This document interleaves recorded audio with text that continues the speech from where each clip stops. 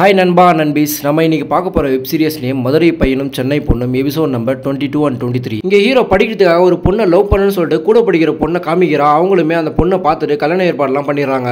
அதை கேட்டதுமே இந்த பொண்ணு ஹீரோ மேல கோச்சிக்கிட்டு போயிடுறா. சோ இந்த உண்மையை ஊர்ல இருக்க எல்லார்கிட்டயும் சொல்லணும்னு சொல்லிட்டு ஃப்ரெண்டு கிட்ட சொல்லிட்டு இருக்கா. அப்பன்னு பார்த்தா அவங்க சித்தப்பா வந்துறாரு. ஃப்ரெண்டுமே இந்த விஷயத்த நானே சொல்லிக்கிறேன் நீ கிளம்புன்னு சொல்றா. அப்பன்னு பார்த்து சித்தப்பா வந்துறாரு. பார்த்தா ஒரு மீன்லாம் வாங்கிட்டு வந்து அந்த பொண்ணை சமைக்க சொல்றாரு. ஆனா அந்த பொண்ணு வீட்டை விட்டு கிளம்பிட்டு இருக்கா. அந்த விஷயத்த சொல்லாம மறைச்சிடறான். தென் சித்தப்பா வெளியே போய் நின்னுட்டு இருக்காரு. அப்பன்னு பார்த்து மீரா வராங்க. அப்ப என் மருமக மீன் சமைக்க போறா வந்து சாப்பிட்டு போறேன் கேட்டதுக்கு உங்க மருமக எப்போ கோச்சிட்டு போயிட்டா அது கூட தெரியாம நிக்கிறியே சொல்லிட்டு தண்டன்னு சொல்லிட்டு திட்டி விட்டாங்க. அந்த போயிடுறா. இவருமே கோவப்பட்டு ஃப்ரெண்டு கிட்ட கேட்க வந்துறாரு. ஆனா இவன் சமாளிக்க சுபாஷ் மீரா ஒன் சைடா லவ் பண்ணிட்டு இருக்கா. அதனால தான் இப்ப தப்பு போய் சொல்லிட்டு இருக்கான்னு கேட்டதுமே அப்ப சுபாஷ் லவ் பண்ணான்னு கேட்டதுக்கு அவன் ஜெனியை தான் லவ் பண்ணான்னு சொல்லிட்டு போய் சொல்லிடுறான். இதை கேட்டதுமே அப்ப மீரா சிங்கிளா தான் இருக்கான்னு சொல்லிட்டு நம்ம போய் ப்ரப்போஸ் பண்ணணும்னு சொல்லிட்டு பேசிட்டு இருக்கா. அந்த பொண்ணு கோவத்துல இவங்களை அடிச்சிடறா. தென் மீராக்கு பாண்டிச்சேரி இருந்து ஒரு காஃபி ஷாப்காக லொகேஷன் கேட்டிருப்பாங்க. அதனால கால் வருது நான் கிளம்புறேன்னு சொல்லிட்டு அவங்க ஃப்ரெண்டு கிட்ட சொல்லிட்டு அங்க வந்து கிளம்பிடுறா.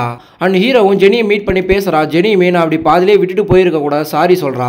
தென் எக்ஸாம் ப்ரிப்பரேஷன்லாம் எப்படி போயிட்டு இருக்கு பிரச்சனைலாம் முடிச்சான்னு கேட்கறா. ஹீரோவுமே அதெல்லாம் முடியல அப்படியே தான் போயிட்டு இருக்கு நானும் சமாளிச்சுட்டு தான் இருக்கேன்னு சொல்லிட்டு ஃபீலிங்கா சொல்லிட்டு இருக்கான். அண்ட் ஹீரோட ஃப்ரெண்டு ஹீரோட அத்தை பொண்ணு பிக்கப் பண்ணிட்டு தான் வர சொல்லுவான். பார்த்தா இவனே லவ் பண்ண ஆரம்பிச்சிருக்கா. அதனால மீரோட காஃபி ஷாப்புக்கு காஃபி குடிக்க வந்திருக்காங்க. அப்ப இந்த பொண்ணு பேசிட்டே இருக்கும்போது உன்னோட பிசினஸ் இன்னும் கொஞ்சம் பெருசாக்கு அப்பதான் என்னோட அப்பா அம்மாலாம் வந்து உங்க வீட்டுல மாப்பிள்ளை கேட்டு வரும்போது ரொம்ப பெருமையா இருக்குன்னு சொல்லிட்டு அவளோட லவ் சொல்லிடுறா. அதை கேட்டதுமே இவனுக்கு ரொம்ப சந்தோஷப்படுறான்.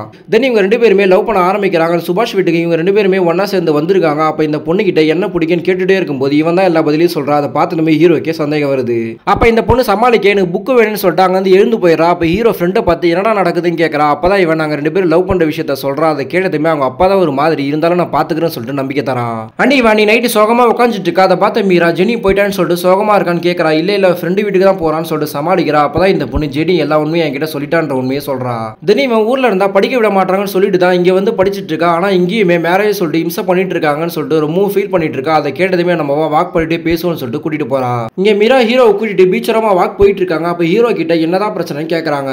ஹீரோவுமே நான் படிக்கிறதுக்காக தான் என் ஊர்ல இருந்து இங்க வந்தேன். ஆனா இப்போவுமே மேரேஜ் சொல்லிட்டு இம்சை பண்றாங்க. அதனால ஒரு சின்ன பொய் சொன்னேன். ஆனா இந்த பொய்யே இப்ப பெரிய பிரச்சனை ஆகி கல்யாணம் வரைக்கும் போயிடுச்சுன்னு சொல்லிட்டு ரொம்ப ஃபீல் பண்ணி சொல்லிட்டு இருக்கான். மீராவும் டைரக்டாவே உன்னோட அம்மா கிட்ட இந்த உண்மையை சொல்ல வேண்டியதானே சொல்லிட்டு இருக்கா. ஆனா இவன் ரொம்பவும் பயப்படுறா. அதை கேட்டதுமே அவனோட போனை வைங்க அவன் அம்மாக்கு டைரக்டாவே கால் பண்ணிடுறா.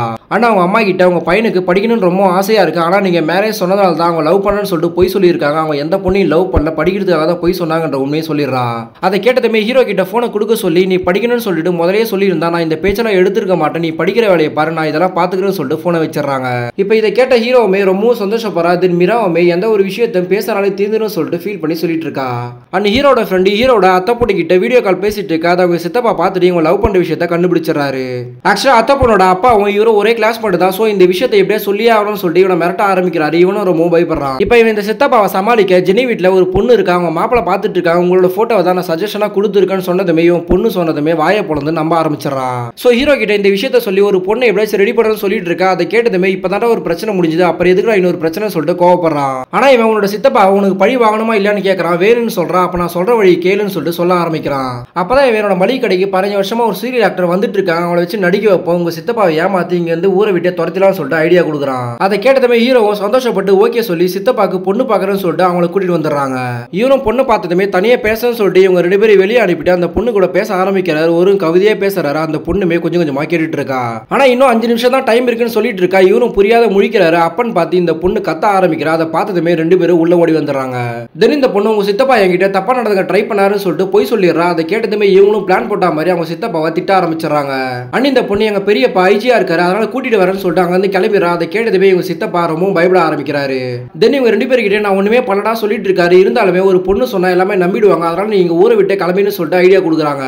அதை கேட்ட சித்தப்பாவும் பயந்து நான் ஊருக்கே கிளம்பிடா என்னை விட்டுடுங்கன்னு சொல்லிட்டாங்க. வந்து கிளம்பிடுறாரு. இவங்க ரெண்டு பேருமே அவங்க துரத்தி விட்டதால ரொம்ப சந்தோஷப்படுறாங்க.